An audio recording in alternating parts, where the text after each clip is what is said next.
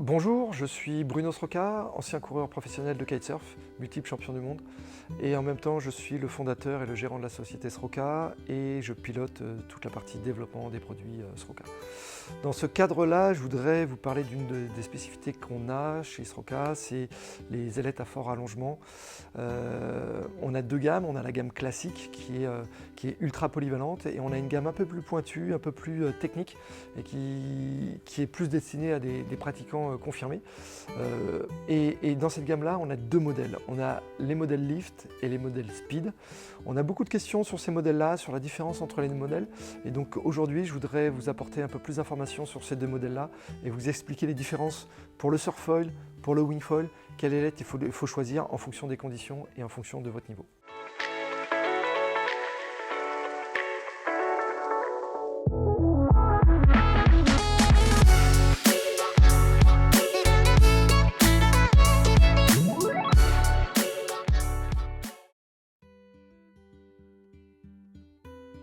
Dans la gamme HA, donc ASP Ratio, on n'a actuellement qu'une seule taille, c'est la 1190, la Speed et la Lift.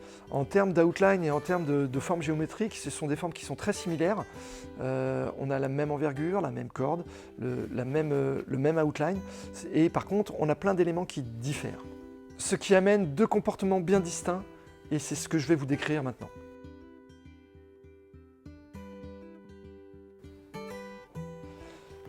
Donc la gamme Speed a été développée pour avoir plus de vitesse avec un profil peu cambré, un bord d'attaque relativement fin et une épaisseur assez modérée. Et cette ailette, elle permet d'avoir une très bonne glisse et en particulier à Vmax et à V moyenne, on accélère très rapidement et ça nous donne des sensations assez grisantes sur l'eau. Elle est un peu plus technique au pumping. Et dans les virages, parce qu'elle est un petit peu moins tolérante, elle pardonne moins les erreurs d'appui. Par contre, au pumping, elle demande un peu plus de fréquence.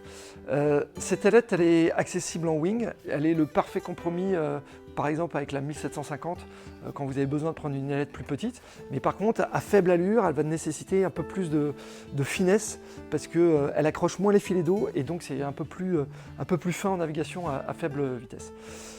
Par contre, en surfoil, elle est un peu plus technique, elle est plus destinée peut-être pour les plus petits gabarits. Le gros intérêt de ça, c'est que même si elle est un peu moins tolérante en surfoil, c'est compensé par sa vitesse. Elle a plus de vitesse, elle accélère beaucoup plus et donc on a des sensations dans le surf qui permettent vraiment de pomper très rapidement et d'aller reconnecter très rapidement, donc on a un peu plus de fréquence. Mais par contre, le gros intérêt, c'est qu'on a des sensations d'accélération sur la vague et qui permettent d'encaisser des vagues un peu plus grosses. Cette gamme en speed, elle est développée, actuellement on n'a que la 1190 et par contre on va la sortir en 950 très prochainement et en 700, donc on étoffe la gamme vers le bas.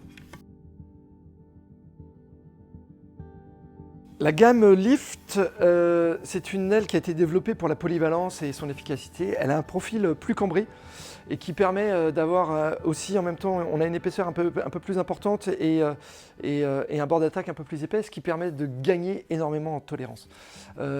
Cette portance maximale a été optimisée en particulier à bas régime, ce qui permet même à faible vent de pouvoir passer les trous d'air ou de connecter facilement les vagues. Avec un petit inconvénient, c'est qu'à Vmax et donc à la vitesse max et à la vitesse moyenne, on a des vitesses qui sont un petit peu plus lentes par rapport à la speed. Au pumping et dans les virages, par contre, elle apporte énormément de tolérance et surtout, elle permet de ralentir et d'être à bas régime et elle pardonne les fautes d'appui. Par contre, en fréquence de pumping, c'est une ailette qui va être plus facile à pomper, qui va être plus lente, donc qui va être plus facile pour les débutants et qui va permettre aussi d'être un peu plus en puissance et être un peu moins fin en termes de technicité, on va dire, de pumping. Elle est parfaitement adaptée pour la wing et pour le surfoil. Elle est accessible à tous. Plus particulièrement pour les gabarits un peu plus lourds, elle sera beaucoup plus tolérante. Pour les gabarits un petit peu plus faibles, un peu plus légers, elle saturera un peu plus vite avec du vent plutôt établi. Par contre, dans cette gamme-là, actuellement, on n'a que la 1190. On est en train de travailler et très prochainement, on va sortir sur une 1350 qui va être encore plus facile au pumping et qui va permettre d'aller pomper des trains de houle de 10-20 cm.